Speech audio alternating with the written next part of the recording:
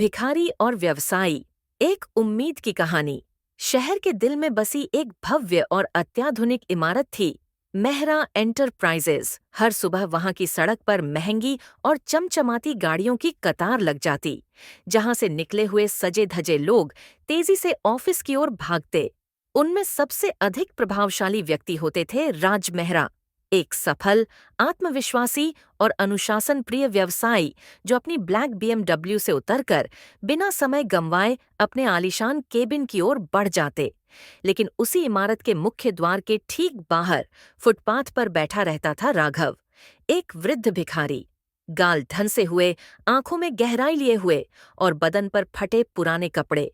उसके पास एक पुराना कटोरा था जिसमें कुछ सिक्के पड़े रहते, और पास ही एक प्लास्टिक की थैली जिसमें उसका सारा जीवन समाया हुआ था। राघव वहीं रोज बैठता। लोगों की आवाजाही उसे छूती तक नहीं थी। कोई उसकी ओर देखता भी नहीं था, जैसे वह इस शहर के दृश्य का अदृश्य हिस्सा बन चुका था। राज मेहरा भी प्रतिदिन उसके पास से गुजरते, लेकिन कभी ध्यान नहीं दिया। वो दिन कुछ अलग था। एक दिन आसमान में बादल घिर आए। सुबह से ही तेज बारिश हो रही थी। राज अपनी कार से जैसे ही उतरे, उन्होंने देखा राघव भीग रहा था। वह कांप रहा था, पर फिर भी बैठा था, शांत, स्थिर और कहीं गुम। राज की नजर पहली बार राघव से टकराई। न जाने क्यों उस दिन उसका चेहरा नजरअंदाज नहीं हुआ। बारिश की बूंदों से तर वह चेहरा, थकी हुई आंखें, लेकिन मुस्कान अब भी जीवित थी। राज ने एक क्षण सोचा, फिर बिना कहे अपनी छतरी उसकी ओर बढ़ा दी। राघव ने ऊपर देखा और धीमे से मुस्कुराया। तुम रोज यहीं बैठते हो? राज ने पूछा।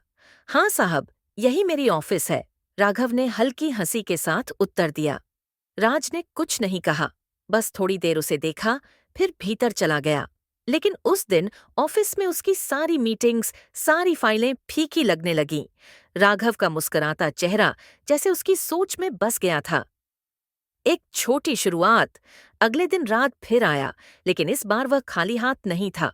उसने अपने साथ कुछ बिस्कुट, एक पुराना रेनकोट और एक छाता लाया। ये लो, बारिश फिर होगी, राज ने कहा। राघव ने उसकी ओर देखा और आंखों में चमक के साथ बोला, आप पहले हैं जो मुझसे इंसान की तरह बात कर रहे हैं। बहुत बहुत धन्यवाद साहब। राज का मन भर आया। उसने वहीं बैठकर राघव से बातें की। धीरे धीरे एक टूटी हुई कहानी सामने आई। राघव कभी एक सरकारी स्कूल में शिक्षक था। उसने जिंदगी को पूरी ईमानदारी से जिया था, लेकिन एक दुर्घटना में उसने अपने पूरे परिवार को खो दिया। पत्नी, बेटा, बेटी, सभी। वह टूट गया। अवसाद ने उसे घेर लिया और धीरे धीरे उसने सब कुछ छोड़ दिया। नौकरी भी, घर भी, सपने भी। कोई अपना नहीं बचा साहब। तब से बस ये फुटपाथ ही मेरा ठिकाना है। राज को बहुत देर तक कोई शब्द नहीं मिले।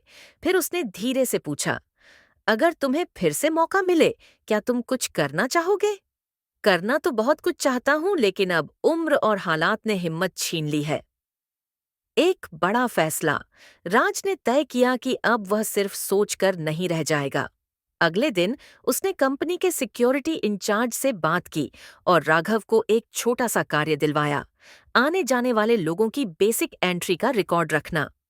राघव को एक टेम्पररी आईडी दी गई। उसे नहलवाया गया, बाल कटवाए गए और उसे नए साफ सुथरे कपड़े पहनाए गए। राघव की आंखों में जो चमक थी, वह कहीं गहरे आत्मसम्मान से उपजी थी। वह अब किसी का सहारा नहीं मांग रहा था, वह अब फिर से किसी का योगदान बन रहा था। धीरे धीरे सब लोग उसे अंकल कहकर पुकारने लगे। बच्चे भी उसे पहचानने लगे। राज हर दिन उससे कुछ पल बातें करता और हर बार उसकी आंखों में कुछ नया देखता, एक उम्मीद, एक गरिमा। शिक्षक फिर जागा। एक दिन राज ने देखा कि राघव ऑफिस के पास एक पेड़ के नीचे कुछ बच्चों को पढ़ा रहा है। उसके पास एक छोटी सी स्लेट, कुछ किताबें और ढेर सारी जिज्ञासा थी। ये बच्चे? राज ने पूछा। ये आस-पास के मजदूरों के बच्चे हैं साहब, स्कूल नहीं जा सकते। मैंने सोचा जो मुझे आता है वो इनसे बांट लूं। राज स्तब्ध रह गया। उसी क्षण उसने एक और निर्णय लिया। राघव लर्निंग कॉर्नर की शुरुआत। राज ने अपनी कंपनी के सीएसआर फंड से एक छोटा सा शिक्षण केंद्र शुरू किया, राघव लर्निंग कॉर्नर, जहां सड़क के बच्चों को पढ़ाया जाने लगा। राघव अब सिर्फ फुटपाथ पर बैठा एक आदमी नहीं था, वह अब प्रकाश बांटने वाला दीपक बन चुका था। उसके पढ़ाने की शैली में अनुभव था, उसका धैर्य बच्चों को आकर्षित करता और उसकी कहानी उन सब के लिए प्रेरणा बन गई। सम्मान और समर्पण। कुछ महीनों बाद राज को एक प्रतिष्ठित पुरस्कार मिला, वर्ष का सर्वश्रेष्ठ सामाजिक उद्यमी।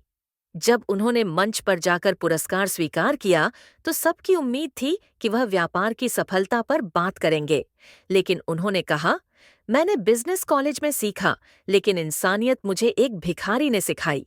हॉल तालियों से गूंज उठा। निष्कर्ष, एक परिवर्तन की शक्ति।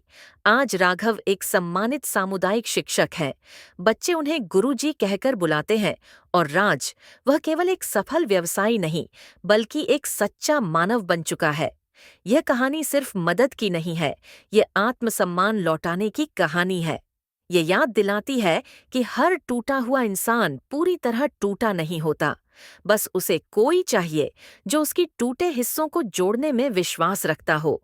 अंत में एक संदेश, हमारी दुनिया में सबसे कीमती चीज है मानवता।